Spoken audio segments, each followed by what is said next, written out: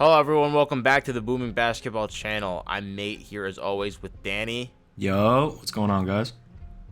Today we're going to be doing a way too early NBA awards predictions for the end of the season. So that's going to be including MVP, Rookie of the Year, Most Improved Player, Defensive Player of the Year, Coach of the Year, and I don't think I'm forgetting any. Yes, you did. Yes, you did. Sixth Man of the Year actually was the one I was forgetting, so already wrong, starting off very strong here. But nonetheless, we will be going over all of those and giving our picks that we can now look back on after a year, hopefully, and see what we've done and gotten right and wrong. The first award, Danny, that we're going to be getting into is going to be the Rookie of the Year.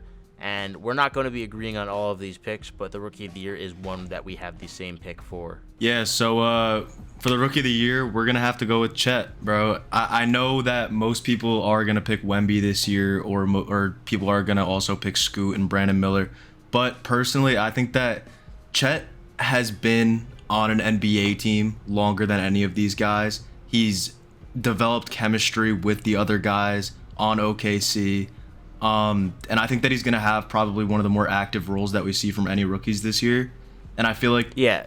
And I feel like if we're going to look at the Wemby argument, I really just feel like Pop's going to use this season to develop Wemby into, like, to make sure that he gets to his full potential, maybe, like, put some weight on him, just, like, develop him more.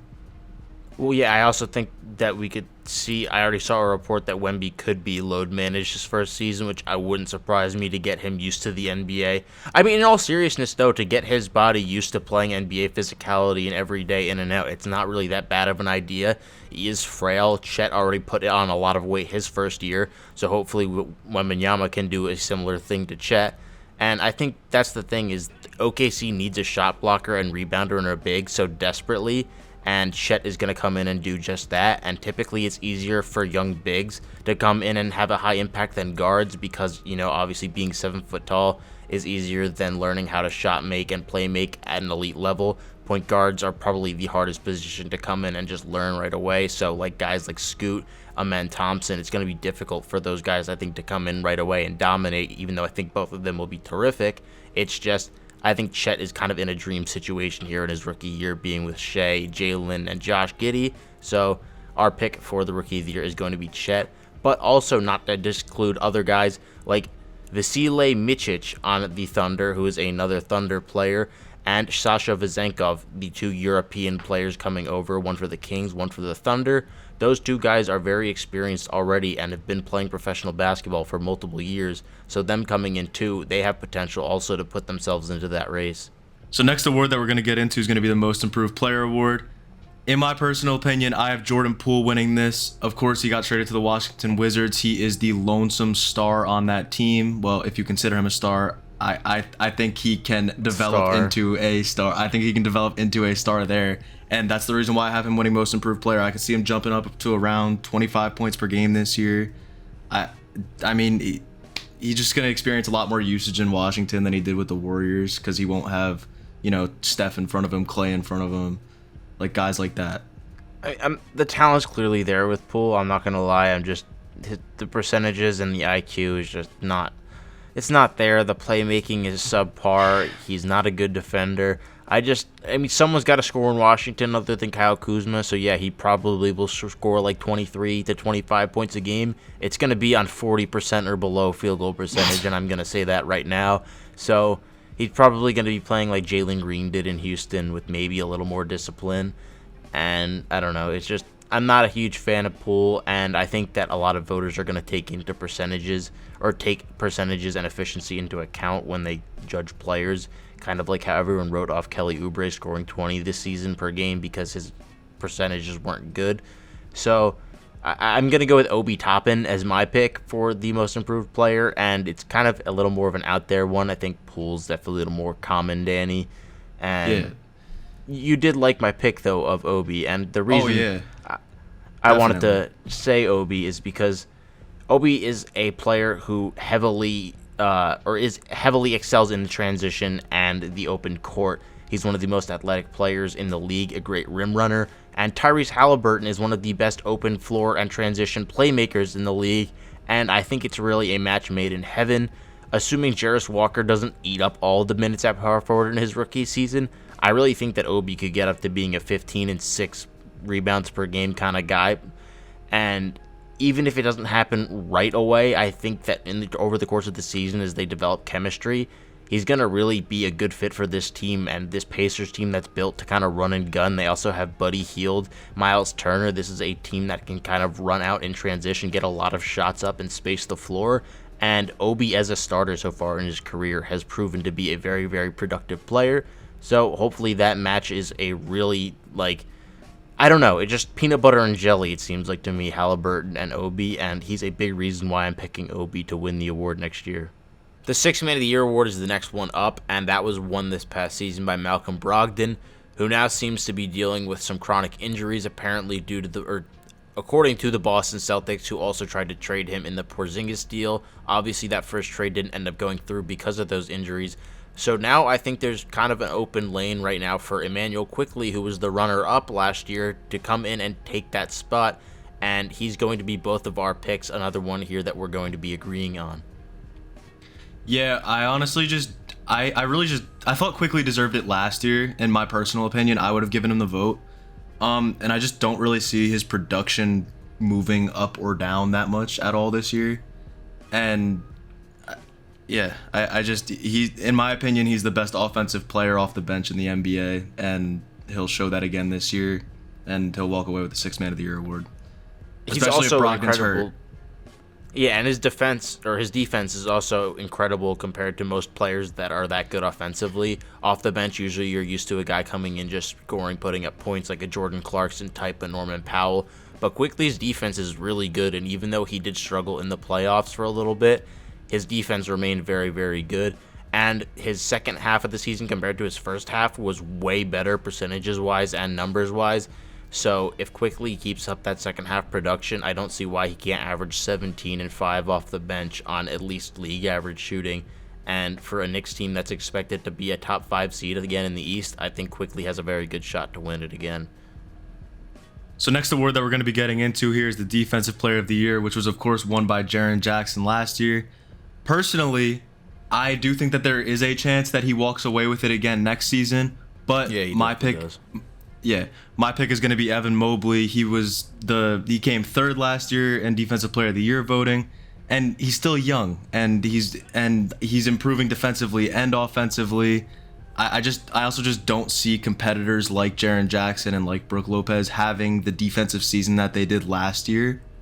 But I don't know, Nate, what's your take on it? I could see Jaren doing it again, definitely. I think Jaren and Mobley are very similar level defenders, because I think Jaren's farther along right now because he's been in the league longer, but Mobley could definitely get to that level or surpass him. They're both really long guys that can move with smaller players on the perimeter and protect the rim really well, and Mobley's a better rebounder than Jackson, so I think Mobley definitely could end up moving into that top slot this year as defensive bigs go, but I think they're very neck and neck in terms of defensive skill level. But if the Cavs do take another level and get better, I don't see why Mobley couldn't win it.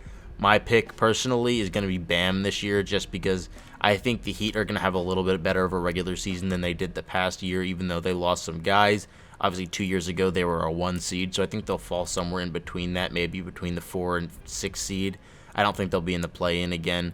But it's a very wild kind of thing with the Heat. We don't know how good or bad they're going to be really in the regular season, but we know how good Bam is defensively, and the Heat are always a good defensive team, and he anchors them. So I think that it could be a big year for him, and he'll step up and win his first Defensive Player of the Year. Nah, bro, but I can genuinely see these things happening, though. I can genuinely see you naked.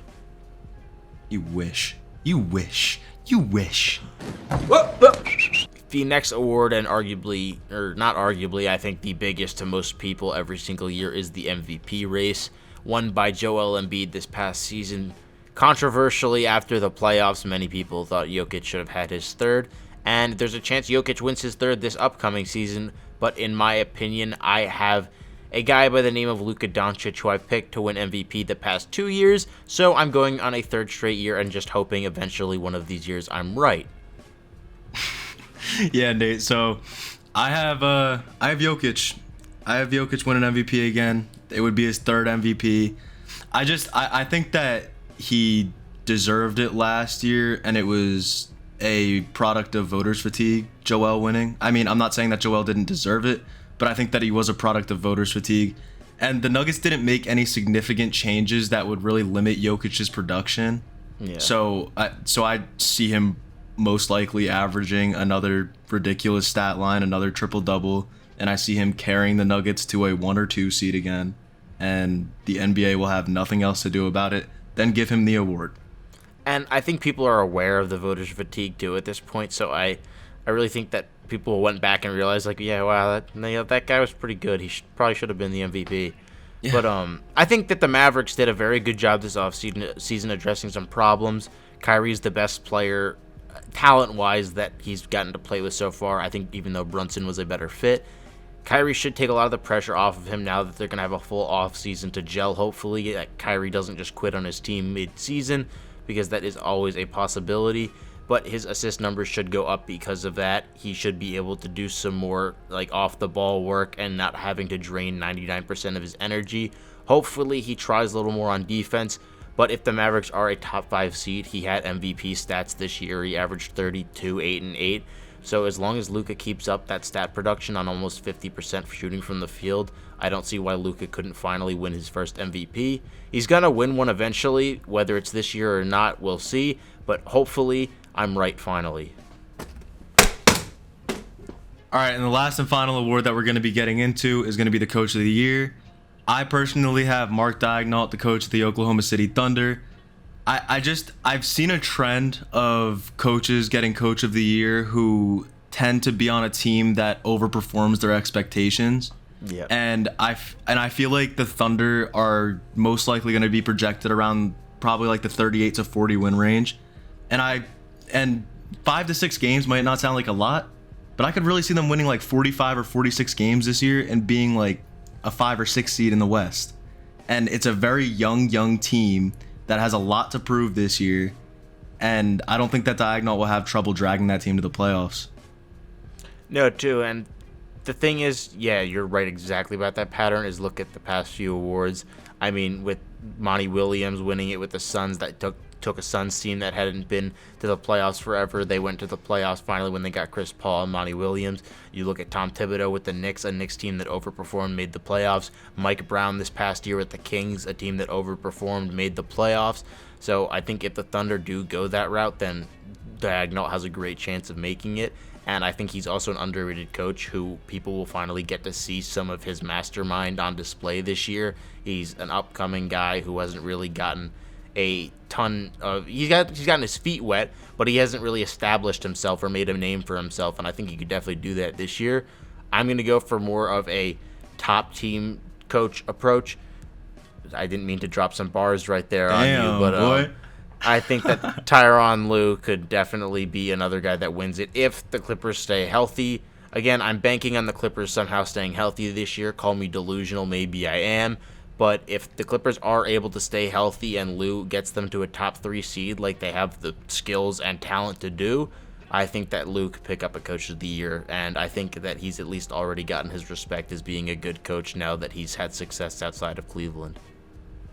Well, there you have it. Those are all the award picks pretty much for us here. Didn't really talk about NBA championships or predictions for the finals, but we'll do that probably in another video. So make sure to stay tuned for that.